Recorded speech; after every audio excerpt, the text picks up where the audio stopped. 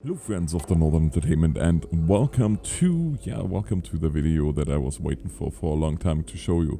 And that video is titled Why I Hate Shipbreaker.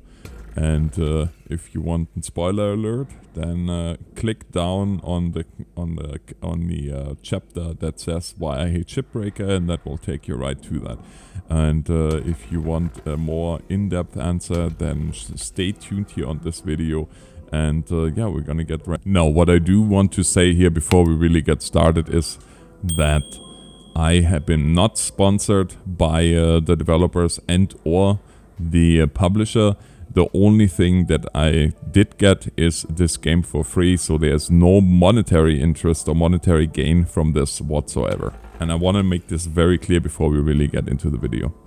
Now what you see here in the background is gameplay, and the reason that I chose this format of recording my thoughts afterwards over the gameplay is because the game is so, well, I don't want to say addictive, but the game has such a way of reeling you into what's happening that in a live stream I might be able to formulate my sentences a little bit better, but as it is in a video scenario, I figured that it's just going to be better if I record my thoughts after the fact, and you guys just have the gameplay in the background. Now let's start from the beginning. The tutorial. The tutorial shows you the basics of the game. There is this guy that will walk you through this and give you a little bit of a background story of where you are, why you are there.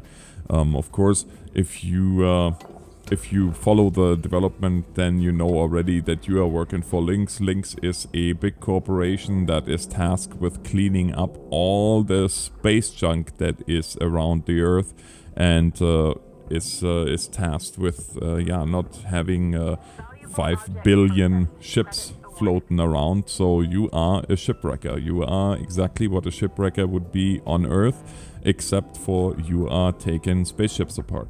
Now in that alone, I think it was a genius move, because it takes something that is very well known and really not a high profile job in terms of well, it is very well known, the procedures are very well established, but it is not very well known in terms of the industry itself. And to take this and take it into space was a genius move, because you have the zero-G environment that you have to deal with, and by using a zero-G environment they give you a whole nother level of difficulty, but also a whole nother level of creativity that you can use, how you can take your ships apart.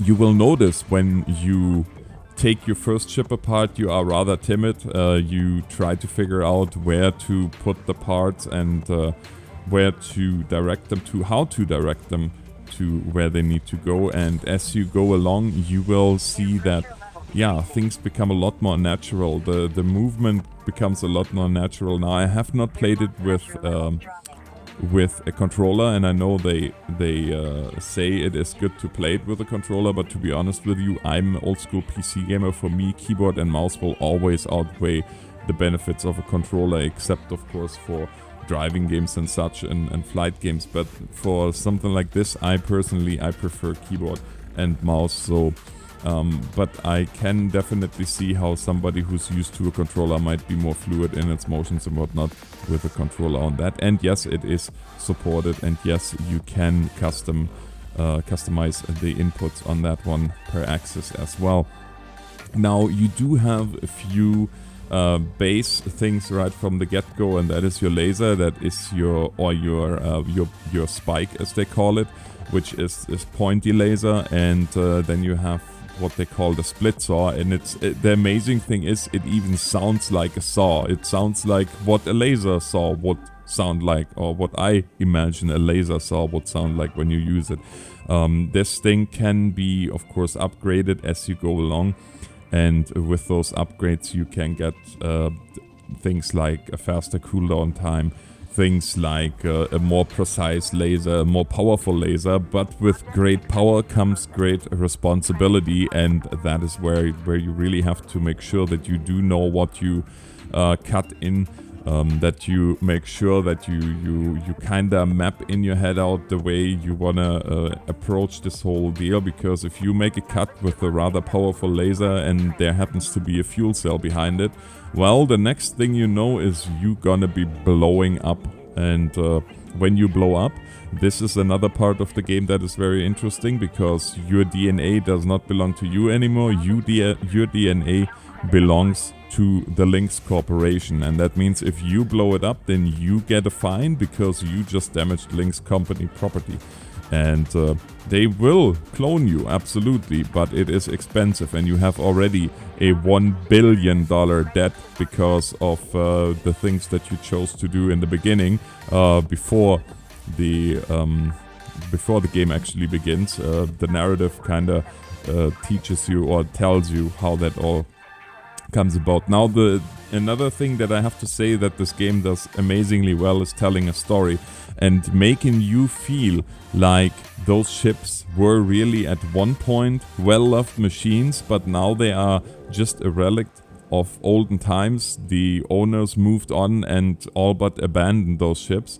And you can really tell that because there's chips packaging floating around. There is on ships that were designed for parcel delivery, those ships will still have old parcels sometimes in the cargo hold. There's also voice recordings that you can find and use, and then later in your quarters can listen to, and they will give you a whole different narrative to the whole game, and in a way make you part of that ship's history. There's also another storyline in this that will reveal itself to you, but I'm not gonna spoil that for you. You will have to buy the game and play it for yourself.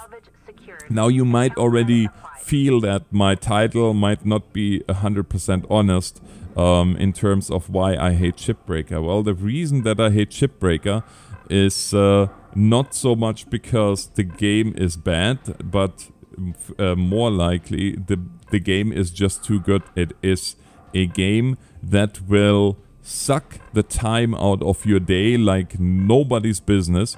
It is the worst game at the moment for me in terms of productivity, because rather than recording, rather than doing anything really, I'd rather just take ships apart all day. As at the time of this recording, which is still a few days away, in fact it's 2 days after I got the game, I have already well over 15 hours into the game, and I should not have 15 hours into the game because I have really no time for this.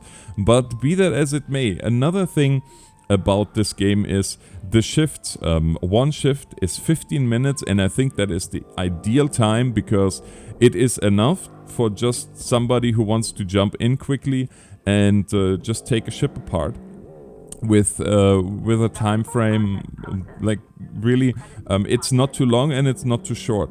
You can't save in between shifts, and that is okay because they are only 15 minutes. If you decide to do another shift, then of course it's 30 minutes, 45 minutes and so on. But those will be different days. You also have on each ship a limitation on days where you get a certain bonus for your work, and you will have that shown in the ship browser.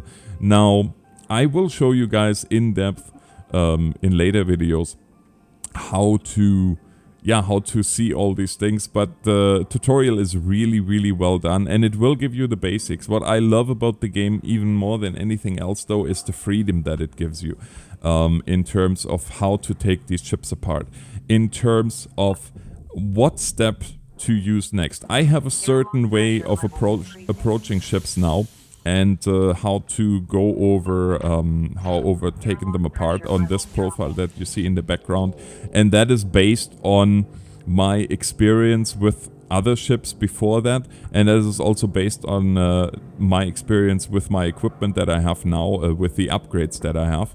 And you might choose different upgrades in the beginning, and you might choose a completely different approach, and that is beautiful. And in that you really have great creativity in destroying something. You have a creative process in destroying something, and that is a narrative that I feel is great for a game. is very new for this genre of quote-unquote simulators, where you have really a creative process in destroying something and destroying machinery. And it is just beautiful that you can set cuts in ever which way you like. Now, of course, there is material that in the beginning you cannot cut, but if you have material that you can cut, then you can absolutely cut your way into a ship from the side. You can cut your way from a ship from the top. You can go through the hatches and whatnot. And that is, of course, also, the beauty here is that your actions do have consequences, because if you decide to take a shortcut, for example, and you don't vent your ship or you don't depressurize your ship before you make that first cut, well, the ship will depressurize on its own, and it will do so in a very, very violent way. Another nice thing is that there's so many different ways you can die, really. Let's just say if you hold a reactor core, a nuclear reactor core or a fusion reactor core too long in your hands, then that is really bad for you, because you will blow up with said reactor core.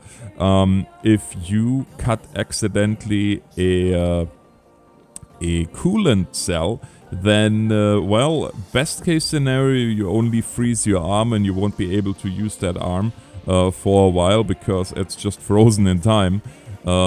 Worst case scenario, you will die. If you cut accidentally a fuel cell, well, I guess you kind of get the idea. That is very bad for your future living as well. And then, of course, there is this last part, and this is really where I'm gonna leave it here with you guys, and where I'm gonna leave you to go and go ahead and buy the game now, because if you are still listening to me, well, what are you doing? You should be having the game already downloading on your machine and playing it.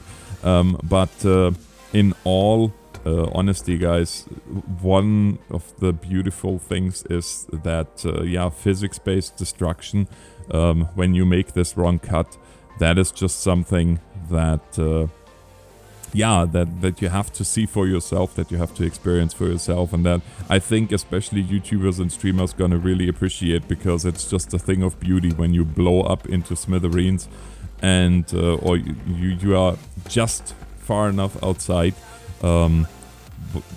when the ship blows up, and you have this beautiful visual here of the ship going kaboom. All these things said, why do I hate Shipbreaker? Well, as I said, I don't hate it, I love it. What I hate about Shipbreaker is the fact that it will just suck your hours up like a vacuum, and it's not even apologizing for it in any way, shape or form. So that all being said, I'm gonna leave you guys now here for the last 2 minutes without a narrative, and just enjoy the explosion. I do hope that you enjoyed this video. If you did, then let me know in the comments below, and until next time, this is the Northern Alex signing off. Thank you so much for watching, and God bless.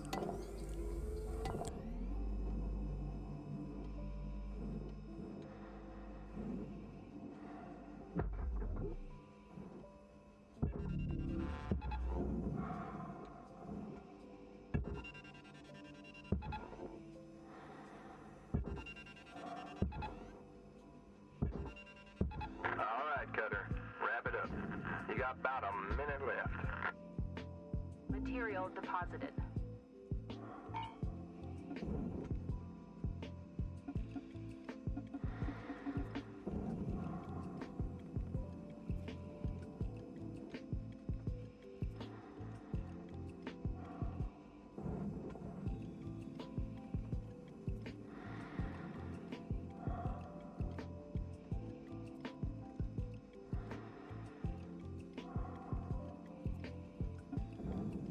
Warning. Your oxygen reserves are dropping below statistically probable. Raw material processed. Credits deposited.